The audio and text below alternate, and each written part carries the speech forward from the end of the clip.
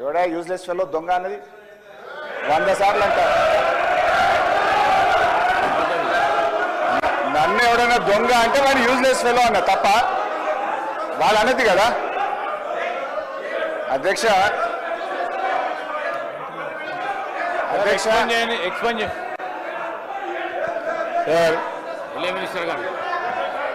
గౌరవనీయులు హరీష్ రావు గారు వారు మాట్లాడింది వారు మైక్లో మాట్లాడలేదు సార్, ఎవరికి కూడా వినపడలేదు. వారు మాట్లాడింది మైక్లో వినపడదు. దాన్ని వారు తిరిగి వాపసు అన్న తీసుకురావాలి, ఎక్స్ప్లెయిన్ చేయండి సార్.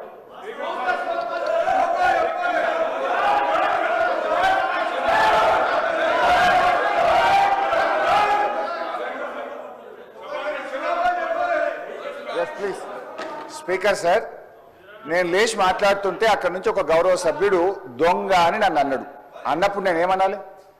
అది తప్పైనప్పుడు నేను అన్నది తప్పు. ముందు మరి ఆ దొంగ అని రన్నింగ్ కామెంటరీ చేయడానికి శ్రీధర్ బాబు గారు సమర్థిస్తారా? అందువల్ల అక్కడి నుంచి ఎవరైతే నన్ను రన్నింగ్ కామెంట్ చేసిండ్రో ఆయనను ఉద్దేశించి నేను అన్నా, if you want to expel you can expel both. And Sridhar Babu should say, వాళ్ళకు కూడా చెప్పాలి అట్లా కామెంట్ చేయొద్దని.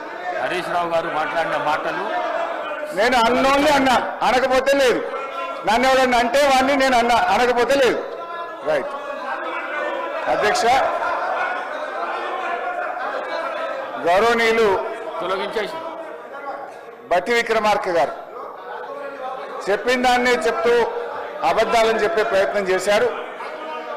బట్టి విక్రమార్క గారు మాట్లాడుతూ ఫామ్ వినాలి సార్. సార్ శ్రీధర్ బాబు గారు కూర్చో, నేను విడ్రా చేసుకున్నా కదా, ఇంకేంటి? దొంగ అనే పదాన్ని ఎక్స్ప్లెయిన్ చేయండి, యూజ్లెస్ ఫెలో అనే పదాన్ని ఎక్స్ప్లెయిన్ చేయండి, నాకు ఇబ్బంది లేదు. దాన్ని ఆస్ దెమ్ టు సిట్ డౌన్. నేను విడ్రా చేసేసినది అట్లా ఇయ్యారు సార్, మినిస్టర్కి ఇస్తారు. మీరు మినిస్టర్ ఇంకా రాజగోపాల్ రెడ్డి గారు, నువ్వు హోమ్ మినిస్టర్ ఇంకా ఇస్తారులే, నీకు మైక్ ఇప్పుడు ఎలిజిబిలిటీ లేదు, కూర్చోండి దయచేసి. మీరు హోమ్ మినిస్టర్ కావాలి రాజగోపాల్ రెడ్డి గారు, కూర్చోండి. I wish you should become home minister, please sit down. Sir speaker sir, సభను ఆర్డర్లో పెట్టని మాట్లాడండి sir. Ask them to sit down please. Please కూర్చోండి please. Sir ask them to sit down sir please. Sridhar Babu గారి పద్ధతి కాదు సార్, సభ నడిపే పద్ధతిది కాదు సార్, సభ నడిపే పద్ధతిది కాదు sir. Sir please speaker sir please కూర్చోండి ప్లీజ్ ప్లీజ్.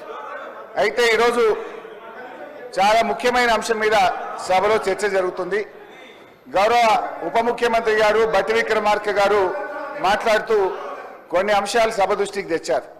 గత ప్రభుత్వం ఫామ్ మెకనైజేషన్కి ₹1 ఖర్చు పెట్టలేదన్నారు, అబద్ధం. డ్రిప్ స్ప్రింక్లర్స్ కు ₹1 ఖర్చు పెట్టలేదన్నారు, శుద్ధ అబద్ధం. రైతులకు ఇన్సూరెన్స్ డబ్బులు కట్టలేదన్నారు, పచ్చి అబద్ధం.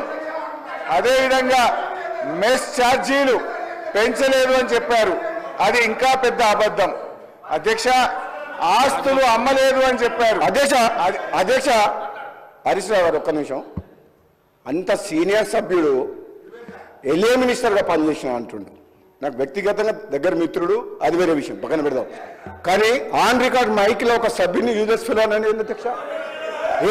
అంటే మీరు ఏంది అంటే మీరు ఈ అసెంబ్లీ తెలంగాణ ఇచ్చిన కాంగ్రెస్ పార్టీ ప్రజలు ఆశీర్వదించి మీ ప్రభుత్వాన్ని చక్కగా ముఖ్యమంత్రి గారి నాయకత్వంలో మా డిప్యూటీ సీఎం నాయకులు మంచి పనులు చేస్తుంటే మీరు జీర్ణించుకోలేదు. ఏమవుతుంది?